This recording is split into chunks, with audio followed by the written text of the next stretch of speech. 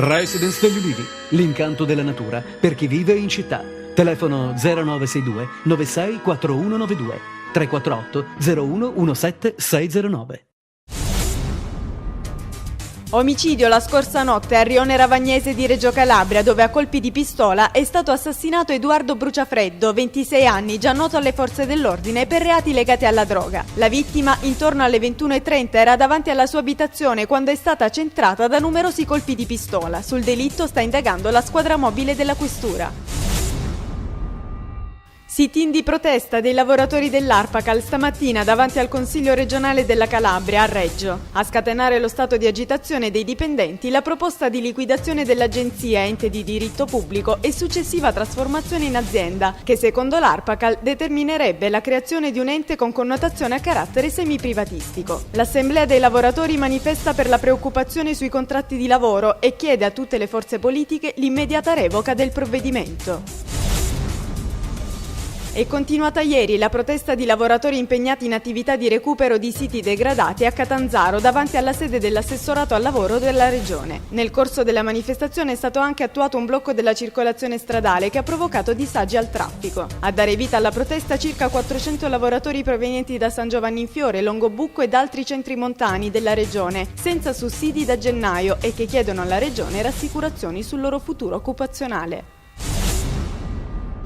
Dopo la protesta, stamattina l'incontro nella prefettura di Catanzaro, cui hanno preso parte rappresentanti della regione e dei sindacati. Dopo la notizia della convocazione dell'incontro, gli operai che ieri mattina a Catanzaro erano saliti sul tetto della sede dell'assessorato al lavoro della regione hanno sospeso la loro protesta. All'incontro presenti anche Luigi Stasi ed Antonio Barile, sindaci di Longobucco e San Giovanni in Fiore.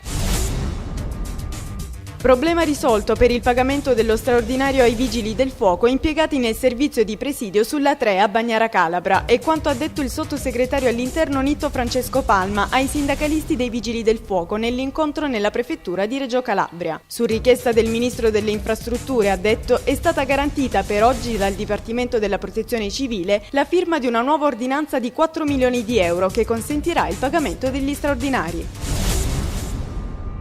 Sospetto caso di lupara bianca a Cutro, nel Crotonese. Dallo scorso 27 luglio si sono perse le tracce di Giancarlo Falcone, 33enne muratore della frazione di San Leonardo. Al vaglio degli inquirenti i legami parentali di Falcone con il clan dei Mannolo. La pista più battuta è quella che la scomparsa dell'uomo sia dovuta ad una ritorsione nell'ambito di uno scontro tra cosche. L'uomo, che è sposato e ha 2 figli, si era allontanato con il suo scooter, che è stato poi ritrovato dai carabinieri, che stanno svolgendo le indagini.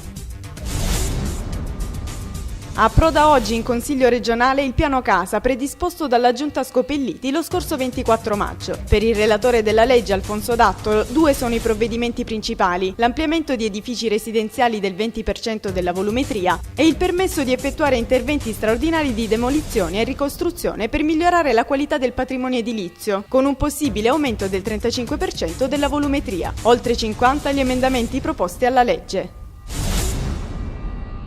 Il Partito Democratico di Cosenza si è riunito sul tema della manovra economica varata dal governo e le ripercussioni sugli enti locali. Oltre all'onorevole Sandro Principe e dal sindaco Perugini, anche l'onorevole Cesare Marini e il senatore Adriano Musi, commissario regionale del partito. Tutti concordi nel dichiarare che il governo ha operato i tagli in modo generico, non tenendo conto delle criticità territoriali. La finanziaria è un fatto contabile e di bilancio, così l'ha definita il senatore Adriano Musi.